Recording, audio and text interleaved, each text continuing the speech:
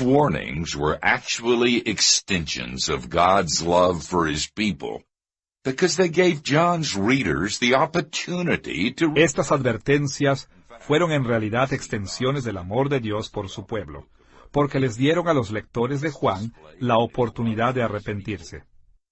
De hecho, vemos la benevolencia de Dios a través del libro de Apocalipsis.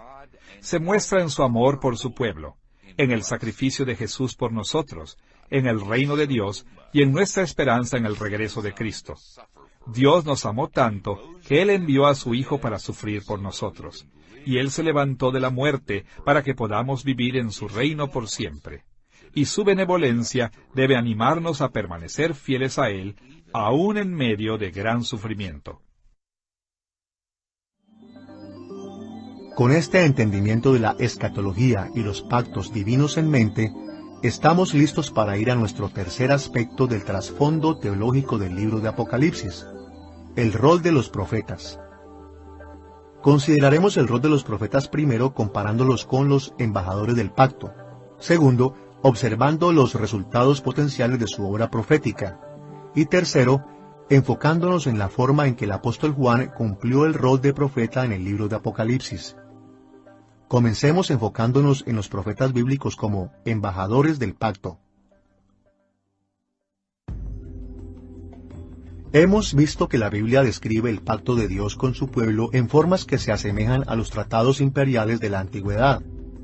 Así que en este punto, estamos listos para observar la idea de que los profetas bíblicos como el apóstol Juan sirvieron como embajadores imperiales o mensajeros del pacto de Dios. En el mundo antiguo, los emperadores típicamente no solían viajar personalmente alrededor de su vasto reino, por lo menos no de una manera regular. En su lugar, nombraban embajadores para hacer eso por ellos. El trabajo de estos embajadores era motivar a los vasallos o sirvientes del emperador a cumplir con las obligaciones del tratado. Los embajadores hacían esto en gran medida para recordar a los vasallos las recompensas que recibirían si ellos eran leales a los términos del pacto y les advertían de los castigos que recibirían si violaban estos términos. De la misma manera, Dios comúnmente envió a sus profetas tanto en el Antiguo Testamento como en el Nuevo para servir como embajadores del pacto. Él les encargó entregar específicamente mensajes o profecías a su pueblo. Cuando el pueblo obedecía, los profetas tendían a animarlos para recordarles las recompensas que recibirían, si ellos se mantenían obedientes. Pero cuando el pueblo era desobediente, los profetas generalmente les advertían de los juicios que Dios traería contra ellos si se negaban a arrepentirse y a cambiar sus maneras. Como dijimos anteriormente en esta lección, la mayoría de los cristianos modernos asocian la palabra profecía con predicciones acerca del futuro. Pero en el mundo de la Biblia la palabra profecía es principalmente aplicada a mensajes que Dios envió a su pueblo para motivarlos a mantenerse fieles. Los profetas fueron embajadores del pacto de Dios. Ellos recordaban al pueblo sus obligaciones del pacto y las consecuencias de su comportamiento. Cuando una profecía tenía la intención de motivar al pueblo de Dios a la acción, no debería ser vista como una absoluta e inmutable predicción del futuro. En su lugar, debe considerarse como una oferta de bendición o una amenaza de maldición. Si el pueblo respondía positivamente a la profecía, podrían esperar bendiciones. Pero si no se arrepintieron o se volvieron complacientes en su obediencia, podrían esperar ser maldecidos. Escuchemos lo que Dios dijo acerca de la naturaleza y propósito de la profecía en Jeremías capítulo 18, versículos 7 al 10. En un instante hablaré contra pueblos y contra reinos para arrancar y derribar y destruir. Pero si esos pueblos se convirtieren de su maldad contra la cual hablé, yo me arrepentiré del mal que había pensado hacerles, y en un instante hablaré de la gente y del reino para edificar y para plantar. Pero si hiciere lo malo delante de mis ojos, no oyendo mi voz, me arrepentiré del bien que había determinado hacerle. Aquí, Dios explícitamente establece que las profecías son anuncios de desastres o bendiciones que se avecinan, pero quienes reciben esa profecía pueden influir la forma en la que la profecía es cumplida. Anuncios de desastres pueden ser reconsiderados si la gente se arrepiente, y anuncios de bendiciones pueden ser reconsiderados si la gente comienza a actuar pecaminosamente. Esto puede sonar extraño al principio, pero tiene mucho sentido una vez que entendemos que los profetas eran embajadores del pacto. El pacto de Dios requería lealtad de su pueblo y proporciona consecuencias tanto para la obediencia como para la desobediencia. Now, it's important to point out that sometimes God actually... Es importante señalar que algunas veces Dios realmente quería que la profecía mostrara a su pueblo una mirada de un futuro cierto. En otras ocasiones, Él estaba tan interesado en que la profecía se cumpliera como lo establecido, que Él milagrosamente aseguró que su pueblo actuara en maneras que provocaran su cumplimiento sin modificar. En momentos como estos, los profetas explícitamente indicaron las firmes intenciones de Dios. Una de las maneras en las que Dios indicó su firme intención fue añadiendo garantías a sus profecías. Estas podían ser palabras que indicaban sus firmes intenciones, acciones proféticas simbólicas o aún señales milagrosas. Cada vez que este tipo de garantías acompañaban a una profecía, indicaba que sería difícil para los seres humanos cambiar el resultado de la profecía. Algunas veces, vemos otras confirmaciones proféticas como promesas en pasajes como Amós capítulo 4 versículo 2, donde Dios juró por su santidad. Jeremías capítulo 49 versículo 13, donde Dios juró por sí mismo. Y Ezequiel capítulo 5 versículo 11, donde Dios dijo que el juicio vendría tan cierto como que Él vive. Cuando Dios juró por sí mismo, eliminó eficazmente la posibilidad de que respuestas humanas frenen el resultado de la profecía. Las promesas de Dios levantaron la certeza del resultado de la profecía al nivel del propio pacto. Tan cierto es que Dios no puede mentir que Él no cambiará lo que ha prometido por sí mismo. El hecho de que algunas veces Dios refuerce su profecía con garantías y promesas nos debería reconfortar, porque nuestra fe cristiana está fundada en el eventual cumplimiento de la profecía bíblica. Aún más importante, creemos que vendrá un día cuando Cristo regresará a la tierra a juzgar a sus enemigos y recompensar a sus fieles seguidores. Tenemos la esperanza de que un día Dios restaurará su creación y limpiará cada lágrima de nuestros ojos. Estas profecías se han reforzado con tanta frecuencia a través de las Escrituras que sabemos nunca serán revocadas o reducidas. Un día, todas estas predicciones acerca del regreso de Cristo se harán realidad. Con el entendimiento básico de los profetas como embajadores del pacto en mente, estamos listos para estudiar los resultados potenciales de su obra profética. Como hemos visto, las profecías de bendición no obligan automáticamente a Dios a continuar bendiciendo a su pueblo. Si en algún momento ellos se apartan de Él, un resultado potencial es que Dios puede reconsiderar esas bendiciones para hacer frente a la desobediencia de su pueblo. Y de la misma manera, las profecías de juicio generalmente deben ser vistas como advertencias para aquellos que proclaman ser el pueblo de Dios. Las advertencias proféticas explican lo que Dios hará si su pueblo continúa en sus caminos pecaminosos. Y estas advertencias se dan con anticipación debido a que Dios es misericordioso. Él quiere darle a su pueblo la oportunidad de arrepentirse y evitar las consecuencias de su desobediencia. En este sentido, la mayoría de las profecías acerca del juicio son extensiones de la benevolencia de Dios para su pueblo.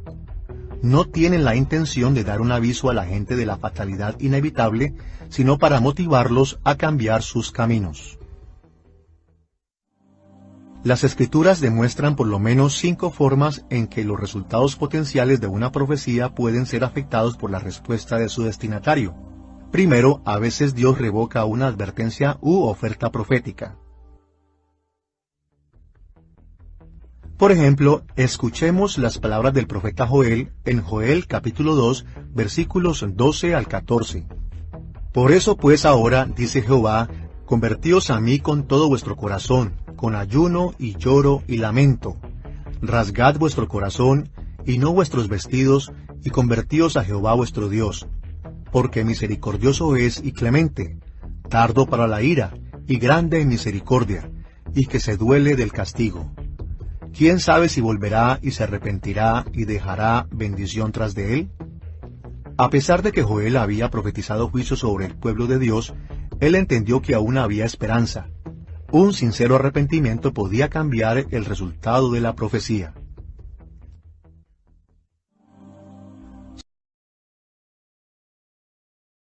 Podía ser pospuesta. Por ejemplo, en 2 de Reyes, capítulo 20, versículos 1 al 7, Isaías profetizó que el rey Ezequías moriría de una enfermedad. En respuesta a esta profecía, Ezequías lloró y oró pidiendo a Dios recordar su servicio fiel. Por lo tanto, Dios pospuso su muerte por 15 años. Tercero, algunas veces Dios reduce la bendición o el juicio que Él ha anunciado. Por ejemplo, 2 de Crónicas, capítulo 12, versículos 5 al 12, cuenta la historia del profeta Semaías, quien anunció que Dios permitiría a Egipto destruir a Israel. Cuando Roboán y los líderes de Israel escucharon esto, se humillaron ellos mismos. Por lo tanto, Dios redujo su sentencia contra ellos. En lugar de ser destruidos por Egipto, solo se convirtieron en súbditos de Egipto. Cuarto, algunas veces Dios incluso aumenta el cumplimiento de una profecía. Uno de los momentos más memorables en los que Dios aumentó el cumplimiento de una profecía se encuentra en Daniel capítulo 9, versículo 27. En este caso, Dios había maldecido a su pueblo exiliándolo de la tierra prometida por 70 años. Pero al final de estos 70 años, ellos seguían sin arrepentirse de su pecado. Por lo tanto, Dios aumentó su exilio extendiéndolo. Y quinto, las predicciones proféticas pueden también ser cumplidas sin modificar nada en ellas. Por ejemplo, Daniel capítulo 4 versículos 28 al 33 registra el cumplimiento de un sueño profético que fue interpretado por el profeta Daniel. El sueño predecía que el rey Nabucodonosor sería echado de su pueblo y comería hierba como el ganado. Este sueño fue reforzado por las palabras proféticas de Dios en Daniel capítulo 4, versículos 30 y 31, un año después del sueño. E inmediatamente después de las palabras de Dios, la profecía se cumplió como se predijo. Ahora que hemos comparado el rol de los profetas bíblicos como embajadores del pacto antiguo y hemos observado los resultados potenciales de su trabajo, pongamos atención en cómo el apóstol Juan cumplió el rol de un profeta en el libro de Apocalipsis. Es fácil ver que cuando Juan escribió el libro de Apocalipsis, él estaba actuando como un embajador del pacto de Dios y su meta era motivar a la iglesia primitiva a una fidelidad inquebrantable. Juan constantemente les recordaba a las iglesias de Asia Menor acerca de la dinámica principal que todo pacto bíblico comparte. Les recordaba la benevolencia de Dios. Hizo hincapié en los requerimientos de lealtad y enfatizó las consecuencias de bendición por obediencia y maldición por desobediencia. Estas características aparecen en diversas maneras a través del libro, pero son más claramente presentadas en las cartas a las 7 iglesias en Apocalipsis capítulos 2 y 3. Cada carta comienza con una afirmación de la grandeza y benevolencia de Cristo Jesús. Después llama la atención a los requerimientos de la lealtad y ofrece las bendiciones o las amenazas de maldición. Como un ejemplo, consideremos la carta a la iglesia de Éfeso en Apocalipsis capítulo 2, versículos 1 al 7. Apocalipsis capítulo 2, versículo 1 comienza con una declaración de la benevolencia de Dios diciendo: El que tiene las 7 estrellas en su diestra, el que anda en medio de los 7 candeleros de oro, dice esto. La benevolencia de Dios se puede ver en Apocalipsis capítulo 2, versículo 1, en el hecho de que Jesús camina entre los candeleros, que representan las iglesias a las que están dirigidas las cartas. Él no las abandonará, siempre estará con ellas. A medida que continúa con la carta a la iglesia de Éfeso, nos encontramos con el requisito de lealtad humana. Por ejemplo, en Apocalipsis capítulo 2, versículos 2 al 4, Jesús alabó a la iglesia de Éfeso por su duro trabajo y paciencia, pero la criticó por perder su primer amor. También aprobó el odio de los efesios por las prácticas de los nicolaitas. Después de esto, la carta a la iglesia de Éfeso se vuelve hacia las consecuencias del pacto. Las consecuencias de maldición por desobediencia se pueden ver en Apocalipsis capítulo 2, versículo 5, donde Jesús amenazó con retirar el candelero de la iglesia si su pueblo fallaba en arrepentirse y en recuperar su primer amor. Y las consecuencias de bendición por obediencia pueden verse en Apocalipsis capítulo 2, versículo 7, donde Jesús ofreció bendecir la obediencia de sus seguidores con el acceso al árbol de la vida.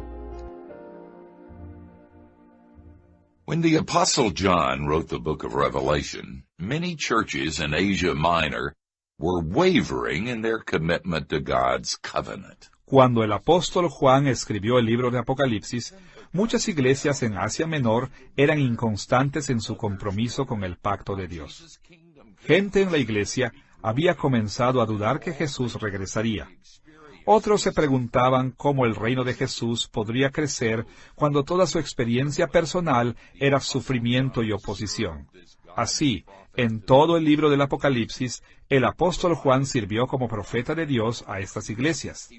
Él les recordó de la benevolencia de Dios, les advirtió a sus lectores de los peligros de la infidelidad y les dio esperanza para el futuro, animándoles a mantenerse fieles hasta que el Señor regrese. Hasta ahora en nuestra lección hemos discutido el trasfondo histórico y teológico del libro de Apocalipsis. En este punto estamos listos para ver el trasfondo literario. ¿Cómo se compara el libro de Apocalipsis con otros escritos de la época? Exploraremos el trasfondo literario de Apocalipsis en dos pasos.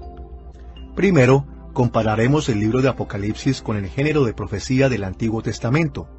Y segundo, lo compararemos con el tipo de profecía bíblica conocida como literatura apocalíptica. Comencemos con la profecía del Antiguo Testamento. La Biblia contiene muchos diferentes tipos o géneros de literatura: histórica narrativa, legal, poética, literatura de sabiduría, epístolas, profecía y otras. Cada género tiene sus propios arreglos literarios y formas de comunicación. La histórica narrativa comunica de una manera más sencilla que la poesía. Las epístolas o cartas son aún más directas y generalmente dicen a sus lectores cómo aplicar las enseñanzas bíblicas a circunstancias específicas. Es importante tener en mente estas diferencias cuando leemos en la Biblia. Después de todo, es mucho más fácil entender lo que un pasaje enseña si primero entendemos cómo lo enseña. Por lo tanto, para comprender el sentido del libro de Apocalipsis, una de las cosas importantes es identificar su género propiamente. El género del libro de Apocalipsis puede ser ampliamente identificado como profecía. De hecho, el apóstol Juan específicamente lo llama profecía en Apocalipsis capítulo 1, versículo 3. Como hemos visto, la profecía bíblica algunas veces envuelve predicciones del futuro, pero más que cualquier otra cosa era un mensaje de Dios para su pueblo que tenía la intención de motivarlos a ser fieles. Examinaremos el género de la profecía bíblica de dos maneras. Primero, observaremos sus características y segundo, consideraremos los diferentes tipos de cumplimientos de las profecías encontrados en las Escrituras. Comencemos con las características de las profecías. La profecía bíblica tiene muchas características diferentes y no tendremos tiempo para mencionarlas todas. Así que nos enfocaremos solo en dos de sus más importantes características. Empezaremos con sus formas típicas. Debido a que el libro de Apocalipsis encaja con el género bíblico de profecía, nos ayudará a resumir algunas de las formas típicas tomadas del Antiguo Testamento. En el Antiguo Testamento, una profecía podía ser un mensaje de reproche para el pueblo de Dios, o un oráculo de dolor o juicio sobre sus enemigos, una proclamación de bendición por la obediencia, una promesa de reivindicación para los que son fieles al pacto, una declaración del plan de redención de Dios, una oración, una conversación entre un profeta de Dios y en ocasiones una predicción de eventos futuros. Una de las formas más comunes de profecía del Antiguo Testamento eran las demandas que en el vocabulario de las profecías reflejaba el lenguaje legal de la corte. Típicamente, Dios era presentado como convocando al Israel desobediente a la corte para ser juzgado. Estas demandas usualmente remarcaban la bondad de Dios y advertían del juicio si Israel continuaba desobedeciendo. Algunas veces, incluso se ofrecía recompensar con bendiciones la fidelidad y el arrepentimiento. Frecuentemente, las predicciones del futuro se daban en el contexto de estas amenazas de juicio y ofrecimientos de bendición, indicando que las predicciones eran condicionadas a la respuesta del pueblo a la profecía. En muchos aspectos, las profecías de Juan en el libro de Apocalipsis funcionaron de la misma manera como las profecías del Antiguo Testamento. Una segunda característica de la profecía del Antiguo Testamento es la que hace uso frecuentemente de imágenes para transmitir su mensaje. El término imágenes puede tener un amplio rango de significados, pero cuando lo usamos para describir profecías, nos referimos al lenguaje que describe cosas de maneras que incitan las experiencias sensoriales imaginativas. Esencialmente, las imágenes resaltan las formas en las que podemos ver, escuchar, oler, probar o tocar algo. Por ejemplo, en Jeremías capítulo 18, el profeta Jeremías usa la imagen del alfarero, formando una masa de arcilla para explicar que Dios tiene el derecho de formar a Israel en la forma que desee. Y en Ezequiel capítulo 37, Ezequiel usa la imagen de un valle lleno de huesos secos, para describir la falta de vida espiritual del pueblo de Dios. Entonces, Él les dio esperanza al explicar que los huesos secos se juntarán para formar seres humanos vivos de nuevo. Y el libro de Apocalipsis frecuentemente hace uso de imágenes también. Escuchemos cómo Juan describe a Jesús en Apocalipsis capítulo 1, versículos 15 y 16. Y sus pies semejantes al bronce bruñido, refulgente como en un horno, y su voz como estruendo de muchas aguas. Tenía en su diestra 7 estrellas. De su boca salía una espada aguda de 2 filos, y su rostro era como el sol cuando resplandece en su fuerza. Estas hermosas imágenes de Jesús resaltan su gran poder y autoridad. Su voz tiene el poder del sonido de una gran cascada. Él sostiene en sus manos las 7 estrellas, simbolizando autoridad real, y su rostro resplandece brillantemente como dando luz al mundo. Encontramos imágenes similares a través del libro de Apocalipsis. Leemos de bestias de muchas cabezas con cuernos y coronas, ángeles con trompetas y copas, canciones y gritos de venganza, de la alimentación y degustación de los rollos, caballos y jinetes, montañas, e incluso una ciudad descendiendo del cielo. De hecho, puede ser difícil encontrar un párrafo en todo el libro de Apocalipsis que no contenga algún tipo de imagen. El libro de Apocalipsis utiliza muchas de estas imágenes del Antiguo Testamento, y esto significa que nuestra familiaridad con la profecía del Antiguo Testamento puede ayudarnos a reconocer imágenes en Apocalipsis. Y aún más que esto, también nos puede ayudar a interpretar las imágenes de Apocalipsis, ya que Apocalipsis y el Antiguo Testamento usan generalmente las mismas imágenes en las mismas maneras. Recognizing imagery throughout the book of Revelation doesn't mean that we have to interpret Revelation allegorically. Reconocer imágenes a lo largo del libro de Apocalipsis no significa que tenemos que interpretar Apocalipsis de forma alegórica o que estemos espiritualizando su significado. Por el contrario, reconocer las características literarias como las imágenes es una parte de nuestra estrategia normal de interpretación gramática e histórica. Después de todo, si Juan quería hablar metafóricamente, entonces sería un gran error interpretar sus palabras de una manera estrictamente literal. La lectura responsable del libro de Apocalipsis reconoce sus imágenes y las interpreta de acuerdo a los convenios literarios normales.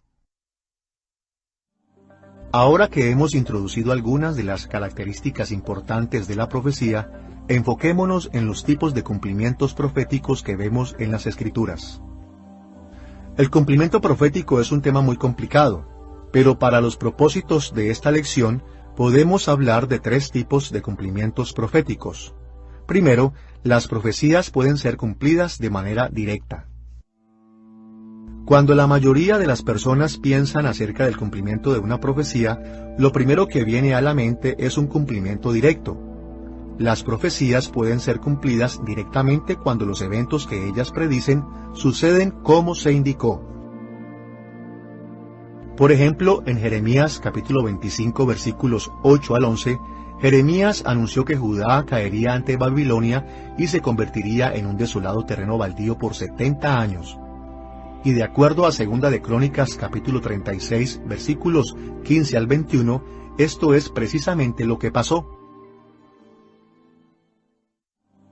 Segundo, hay también cumplimientos contingentes de profecías.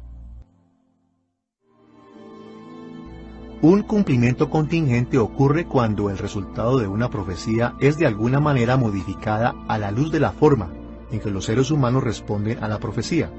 Ya hemos visto que los resultados de las profecías pueden ser modificados por las respuestas de sus destinatarios. Cuando esto sucede, podemos decir que los resultados fueron contingentes a las respuestas de la gente. Esto es lo que tenemos en mente cuando hablamos de cumplimiento contingente de una profecía. Por ejemplo, en 2 de Samuel capítulo 12 versículos 1 al 15, el profeta Natán advierte a David que Dios iba a matar a David porque él había cometido adulterio con Betsabé y había asesinado a su esposo Urías. En respuesta a esta profecía, David se arrepiente. Porque él se arrepiente, Dios redujo el juicio sobre él perdonándole la vida.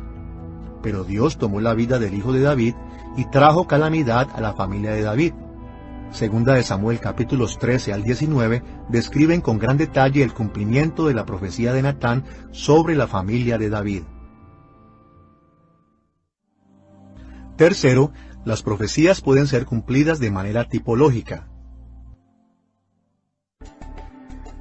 Para los propósitos de esta lección, definiremos tipológica como el trato que se da a las personas, instituciones o eventos del pasado en las Escrituras como presagio de personas, instituciones o eventos posteriores.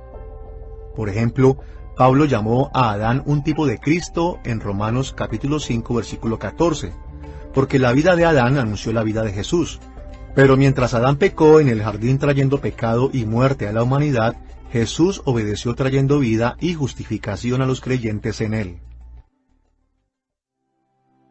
Por lo tanto, el cumplimiento tipológico de la profecía es una de las cosas que la profecía establece directamente, son presagios de eventos futuros. Por ejemplo, en Mateo capítulo 2 versículo 15, Mateo dijo que cuando la familia de Jesús dejó Egipto, se cumplía la profecía de Oseas capítulo 11 versículo 1, donde dice: «De Egipto llamé a mi hijo».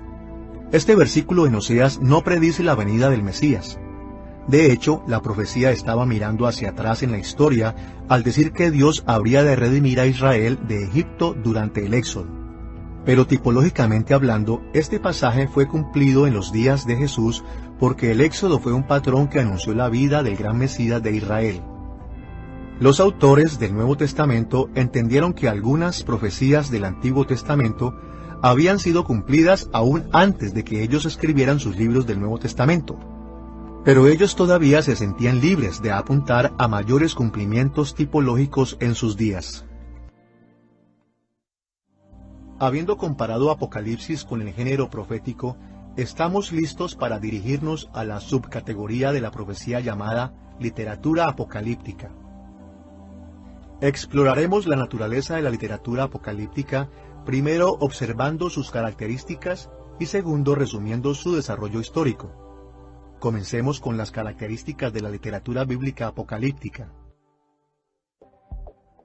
La literatura apocalíptica es compleja y puede ser resumida de varias maneras. En esta lección definiremos literatura apocalíptica como literatura altamente simbólica que reporta las revelaciones divinas, usualmente recibidas a través de revelaciones privadas acerca de las interacciones entre las realidades naturales, preternaturales y sobrenaturales y su impacto en el pasado, presente y futuro. Esta definición es bastante detallada, por lo que nos debemos tomar el tiempo para explicarla. Primero, consideremos el hecho de que la literatura apocalíptica bíblica es altamente simbólica. Hablando en forma general, un símbolo es un signo u otra representación que apunta a algo más allá de sí mismo. Por ejemplo, las palabras son símbolos que representan cosas como ideas, objetos, acciones, atributos, etc. Las banderas nacionales son símbolos de países, y la cruz es un símbolo altamente reconocido por la religión cristiana. Solo como un ejemplo, escuchemos cómo Jesús explica dos símbolos en Apocalipsis capítulo 1, versículo 20. El misterio de las 7 estrellas que has visto en mi diestra, y de los 7 candeleros de oro. Las 7 estrellas son los ángeles de las 7 iglesias, y los 7 candeleros que has visto son las 7 iglesias. En el contexto de este versículo, Juan ha recibido una visión de Cristo en la cual el Señor sostiene las estrellas en su mano derecha y camina entre los candeleros. Pero las estrellas y los candeleros son simbólicos. Ellos representan los ángeles y las iglesias. La literatura bíblica apocalíptica hace frecuente el uso de símbolos. Algunos símbolos son ampliamente descriptivos, como cuando el autor escoge símbolos que hace visiblemente similar lo que él observó. Por ejemplo, en Daniel capítulo 7, versículo 4, Daniel registró una visión de una bestia que se veía como un león con alas de águila. El león y las alas eran descriptivos porque comunicaban la apariencia real de la criatura. Y eran simbólicos porque también comunicaban su naturaleza. El símbolo del león implicaba que la criatura era poderosa y temible, y las alas en el león posiblemente lo asociaban con Babilonia, que a menudo retrataba leones alados en su arte. En otros casos, un símbolo puede ser concebido con el fin de ilustrar un punto. Por ejemplo, en Joel capítulo 2, versículo 25, Dios describe a los ejércitos invasores como langostas. Los ejércitos no se ven como langostas, pero se comportaban como langostas. Eran una masa imparable que devoraba todo lo que deseaba. Aún hay otros símbolos que son usados porque son representaciones tradicionales de cosas o de ideas, similares a la bandera de un país. Por ejemplo, en Apocalipsis capítulo 1, versículos 10 al 20, Juan recibió una visión de Jesús altamente simbólica. Jesús aparece como un ser humano vestido en una túnica larga con un cinto de oro alrededor de su pecho. Su rostro brilla como el sol. Su cabello era blanco. Sus ojos ardían como fuego. Sus pies semejantes al bronce brillante. Su voz como un torrente de agua. Tenía una espada de 2 filos que salía de su boca. Tenía en su mano 7 estrellas y se puso en medio de 7 candeleros. Estos detalles evocan símbolos e imágenes del Antiguo Testamento y por lo tanto implicaban algo acerca de Jesús. Por ejemplo, sus ropas y cabello blanco y su rostro brillante les recuerda la descripción de Dios en Daniel capítulo 7, versículo 9. Los candeleros les recuerda el tabernáculo y el mobiliario del templo, indicando que Jesús todavía estaba presente con su pueblo, tal como Dios estaba presente en sus casas especiales de adoración en el Antiguo Testamento. Y las estrellas les recuerda descripciones de reyes y líderes del Antiguo Testamento, como en Números capítulo 24, versículo 17, Isaías capítulo 14, versículo 12, y muchos otros pasajes. Por lo tanto, cuando Apocalipsis habla de estrellas como ángeles que representan iglesias, es porque Jesús estaba revelando su reino espiritual presente como rey sobre toda creación. Desde una perspectiva humana, Roma amenazó con controlar el destino de la iglesia, pero el símbolo reveló que Jesús tenía todo el poder y la autoridad sobre la iglesia en su mano. Escritos apocalípticos generalmente contienen imágenes y símbolos que los lectores modernos encuentran difíciles de entender, pero la mayoría de los símbolos en el libro de Apocalipsis no eran confusos para la audiencia original de Juan, porque ellos fueron tomados del Antiguo Testamento y del mundo que les rodeaba. Su propósito no era confundir a los lectores de Juan, sino comunicar la verdad de una manera convincente y memorable. Una segunda característica de la literatura apocalíptica bíblica es que ésta reporta revelaciones divinas. Biblical apocalyptic literature is inspired by the Holy Spirit, just like the rest of Scripture. La literatura apocalíptica bíblica es inspirada por el Espíritu Santo, al igual que el resto de las Escrituras. Es parte de la infalible, completamente confiable y autoritaria palabra de Dios para su pueblo. Reporta revelaciones verdaderas que fueron dadas a autores humanos, ya sea por el mismo Dios o a través de sus perfectamente fiables mensajeros angelicales. La literatura apocalíptica bíblica no es especulativa. No es el mejor pensamiento de un autor humano. Por el contrario, es la verdadera comunicación de Dios para su pueblo que revela sus intenciones hacia la creación. Tercero, las revelaciones divinas reportadas en la literatura apocalíptica bíblica tienden a ser recibidas a través de revelaciones privadas. La palabra apocalipsis significa descubierto o revelado. Así que en el fondo, la literatura apocalíptica bíblica es un trabajo que revela el plan de Dios para su pueblo, por lo que será capaz de dar sentido al mundo sin perder la esperanza. Pero a diferencia de otras revelaciones milagrosas, como cuando Dios apareció a la nación entera de Israel como una columna de nube en Éxodo capítulo 13, las revelaciones apocalípticas bíblicas tienden a ser recibidas por individuos solitarios. Los profetas recibieron sueños, escucharon voces o sonidos, vieron visiones, fueron visitados por mensajeros angelicales, tuvieron experiencias que parecían tomarlos fuera de sus cuerpos. Algunas veces incluso se encontraron con Dios mismo. Pero esto sucedió en un ambiente privado. Es entonces cuando el profeta, como un mensajero y embajador de Dios, entrega el mensaje al pueblo de Dios. La cuarta característica de la literatura apocalíptica bíblica que mencionaremos es que ésta trata con interacciones entre las realidades naturales, preternaturales y sobrenaturales. La palabra natural se refiere al universo donde vivimos, incluye el mundo físico y todas sus criaturas. La palabra preternatural se refiere al mundo más allá de lo natural. Este es un mundo habitado por espíritus como ángeles y demonios. Finalmente, la palabra sobrenatural, que significa sobre lo natural, se refiere específicamente a Dios y sus acciones.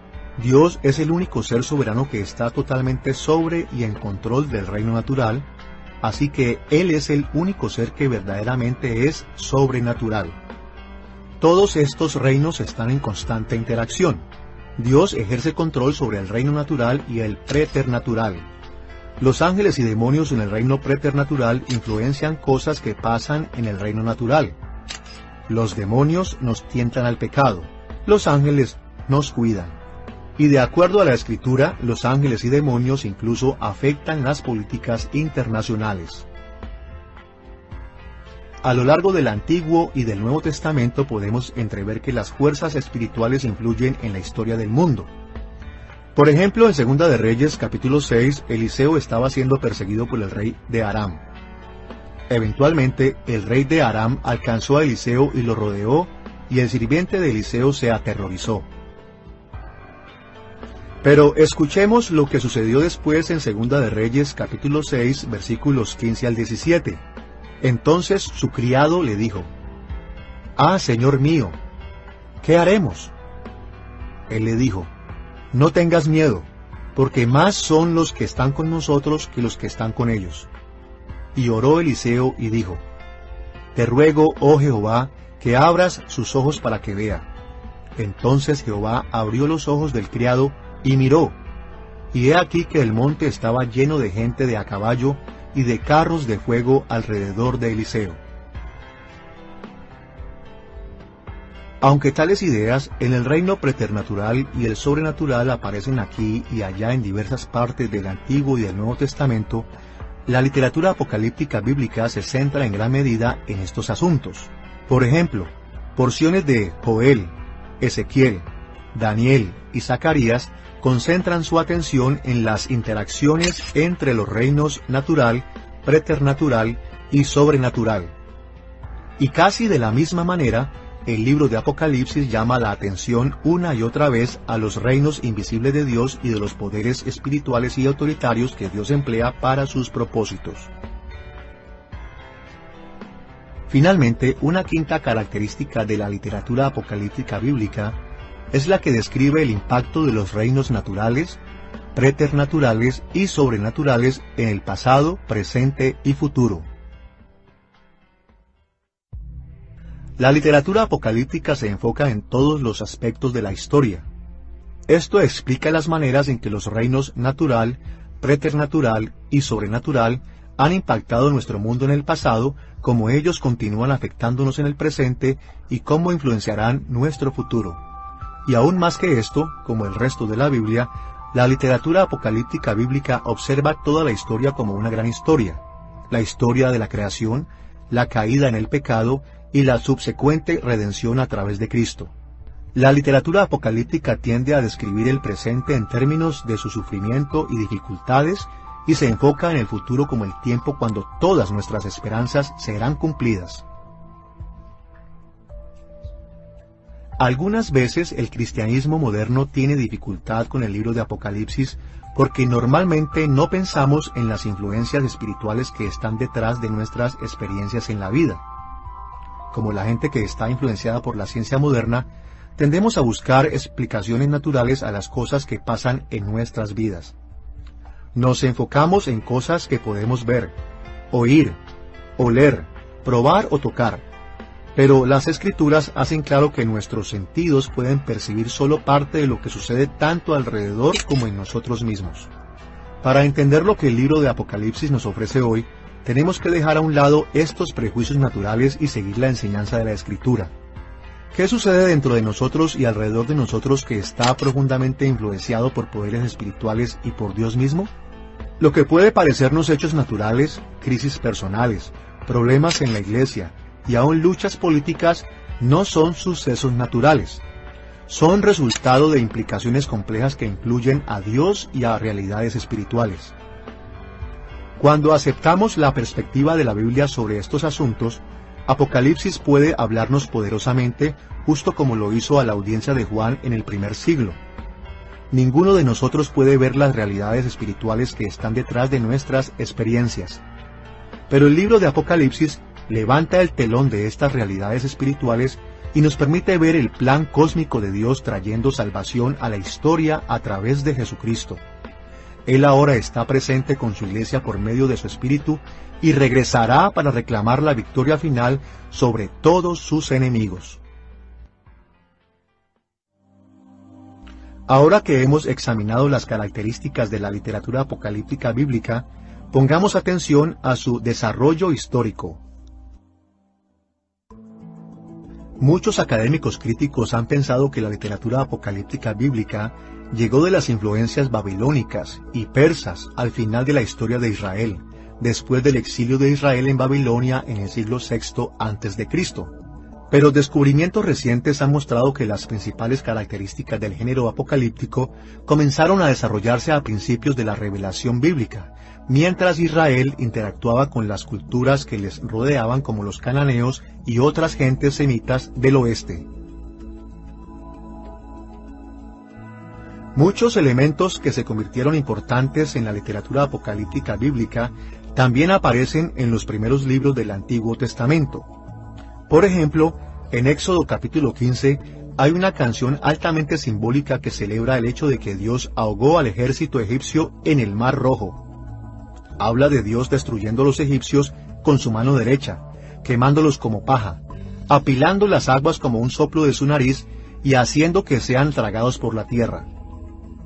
Sigue diciendo que las naciones se encogerán de miedo de Dios, y así Israel será establecido en la tierra prometida, y Dios morará con ellos como su Rey eterno. Otro ejemplo de los libros de Moisés es la profecía de Balaam en Números capítulo 24, versículo 17, donde se describe el surgimiento del reinado de Israel con la imagen de una estrella. Este estilo de literatura se desarrolló más progresivamente a través de la historia de Israel. Job capítulo 26, versículo 12, y Salmo capítulo 89, versículo 10, hablan de Dios matando a la serpiente Rahab en una batalla cósmica. Y en Job capítulo 41, Dios proclamó su poder sobre Leviatán, el monstruo del mar. Y los profetas continuaron desarrollando imágenes apocalípticas a niveles mayores en libros como Joel, Daniel, Ezequiel y Zacarías.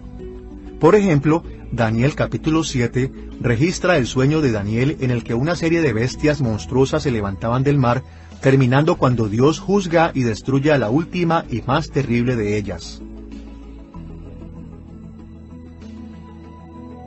El período que sigue inmediatamente al cierre del Antiguo Testamento es generalmente llamado el período intertestamentario porque fue escrito después del Antiguo Testamento y antes del Nuevo Testamento. Durante este tiempo, la literatura apocalíptica se desarrolló completamente en un género distinto y muchos escritos apocalípticos no inspirados y extrabíblicos fueron producidos. Estos incluyen la Asunción de Moisés, Enoc, partes del libro Segunda de Esdras, el Apocalipsis de Baruch y los rollos de la guerra encontrados en Qumran. A pesar de que estos escritos no son parte de la Biblia, los mencionamos porque ellos nos ayudan a trazar el desarrollo del género apocalíptico. Estos escritos estaban fuertemente orientados hacia las luchas cósmicas detrás de las experiencias terrenales de sus audiencias. Se basaron en gran medida de imágenes de los profetas del Antiguo Testamento y desarrollaron aplicaciones de estas imágenes mucho más elaboradas mezclándolas entre ellas. Estos aspectos particulares de la literatura apocalíptica intertestamental se encuentran también en los escritos apocalípticos del Nuevo Testamento. Even though intertestamental apocalyptic writings have certain similarities to biblical apocalyptic writings, they also possess A pesar de que los escritos apocalípticos intertestamentarios tienen ciertas similitudes con los escritos apocalípticos bíblicos, también tienen características que los distinguen de las escrituras en maneras importantes. Por ejemplo, muchos son seudónimos, que significa que fueron escritos bajo un nombre falso para animar a las personas a leer y aceptar el escrito como un auténtico producto del falsamente llamado autor. Pero esta práctica era deshonesta, y Pablo la condena en 2 de Tesalonicenses capítulo 2, versículo 2. Algunos escritos apocalípticos extrabíblicos también hablaron acerca de eventos pasados como si no hubieran pasado aún, tratando de dar la apariencia de que el escritor predijo con exactitud toda la historia de Israel. Esto, por supuesto, es otra forma de no ser honestos, y la literatura apocalíptica bíblica nunca emplea esta táctica. En el Nuevo Testamento, el género de la literatura apocalíptica continúa en desarrollo. Ahora tenemos que recordar que el material apocalíptico del Nuevo Testamento es muy diferente a la literatura intertestamentaria. El Nuevo Testamento es totalmente honesto y digno de confianza. Al mismo tiempo, la literatura apocalíptica del Nuevo Testamento usa un estilo que es muy similar a los escritos apocalípticos intertestamentarios. Fuera del libro de Apocalipsis, encontramos formas apocalípticas en lugares como Mateo capítulo 24. En ese capítulo, Jesús señaló visiones apocalípticas en Daniel e Isaías con el fin de explicar futuros eventos como la destrucción del templo en Jerusalén e incluso el fin del mundo. Por ejemplo, en Mateo capítulo 24, versículo 29, Jesús habló acerca de que el sol y la luna cesarán de dar su resplandor y las estrellas caerán del cielo.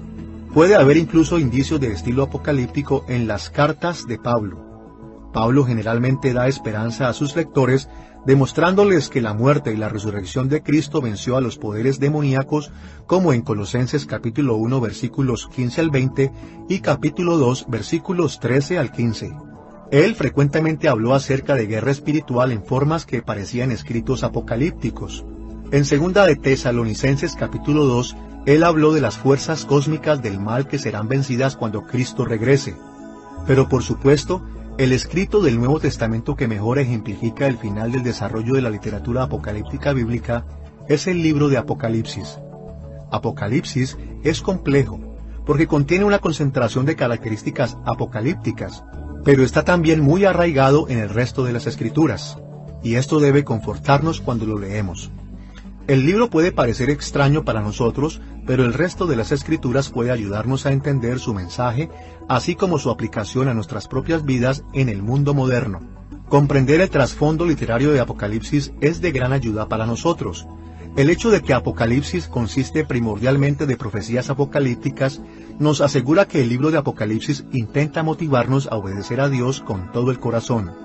Sus palabras e imágenes no intentan confundirnos o enfrentarnos a rompecabezas acerca de un futuro inmutable. Por el contrario, Apocalipsis pretende ser una guía comprensible y estimulante para una vida de servicio a Dios. Al investigar el libro de Apocalipsis más profundamente en otras lecciones y el entender su función como profecía apocalíptica, nos ayudará a comprender su mensaje y a vivir de acuerdo a sus enseñanzas. En esta lección hemos estudiado 3 aspectos importantes del trasfondo de Apocalipsis. Exploramos su trasfondo histórico enfocándonos en su autor, fecha de composición y audiencia original. Consideramos su trasfondo teológico en términos de la escatología del Nuevo Testamento, el concepto del pacto y el rol de los profetas. Y describimos el trasfondo literario de Apocalipsis, particularmente su relación con los géneros de profecía y apocalíptico. The book of Revelation may seem strange to our ears today. El libro de Apocalipsis puede parecer extraño a nuestros oídos hoy día, pero en su escenario original habría sido mucho más fácil de entender. Las formas que Juan usó y las cosas que dijo podrían haber sido familiares para su primera audiencia, y en cuanto mejor entendamos su contexto y perspectivas, seremos más capaces de entender el mensaje de Juan y aplicarlo a nuestra propia vida. Ya sea que estemos sufriendo por la causa de Cristo y el Evangelio, o disfrutando de una paz relativa, el libro de Apocalipsis nos enseña a permanecer fieles a Jesús y a esperar el maravilloso futuro que Dios ha planeado para aquellos que confían en Él.